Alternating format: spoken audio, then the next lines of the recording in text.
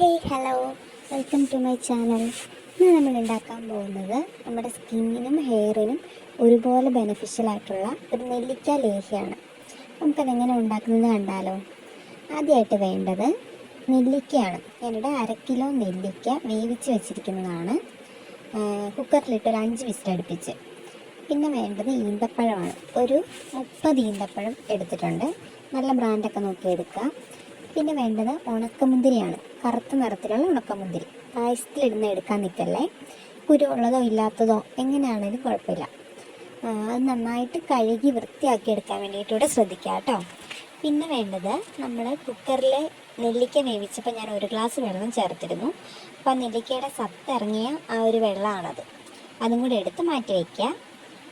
പിന്നെ എടുത്തിരിക്കുന്നത് ഒരു ഉണ്ട ശർക്കര വെള്ളം ചേർത്ത് പാനിയാക്കി എടുത്തിരിക്കുന്നതാണ്. ശർക്കര പാനി അരിച്ചെടുത്ത് വെച്ചിരിക്കുന്നതാണിത്.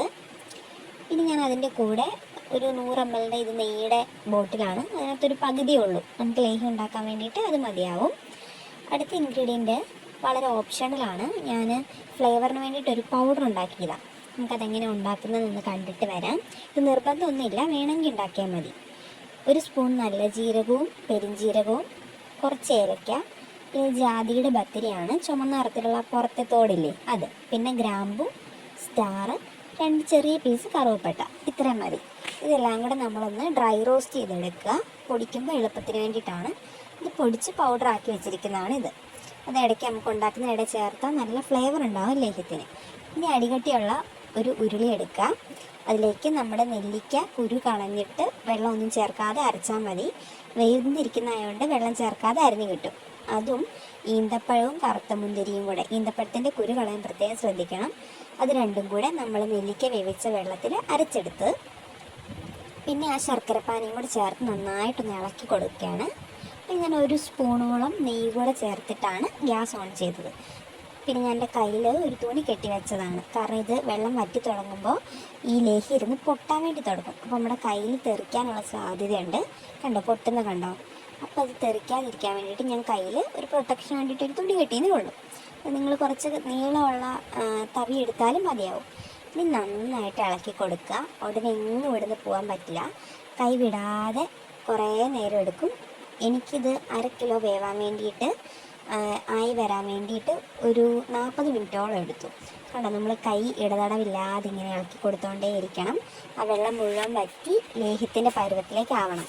ഇതിൻ്റെ പാകം നോക്കുന്നത് എങ്ങനെയാണെന്ന് വെച്ചാൽ, നമ്മൾ ഇതിൽ കുറച്ചിങ്ങനെ സ്പൂണിലെടുക്കുമ്പോൾ കണ്ടോ, ഇത് ഇപ്പം ഞാൻ എടുത്തപ്പോൾ കണ്ടോ വേഗം അത് നിലത്തേക്ക് വീഴുന്നുണ്ട്. അതിനകത്ത് വെള്ളത്തിൻ്റെ അംശം നല്ലപോലെ ഉള്ളതുകൊണ്ടാണ്. നന്നായിട്ട് വറ്റി വരണം. നമ്മളിങ്ങനെ സ്പൂണിലെടുത്ത് ഇങ്ങനെ കോരിയിടുമ്പോൾ വളരെ സ്ലോ ആയിട്ട് അത് വീഴാൻ പാടുള്ളൂ.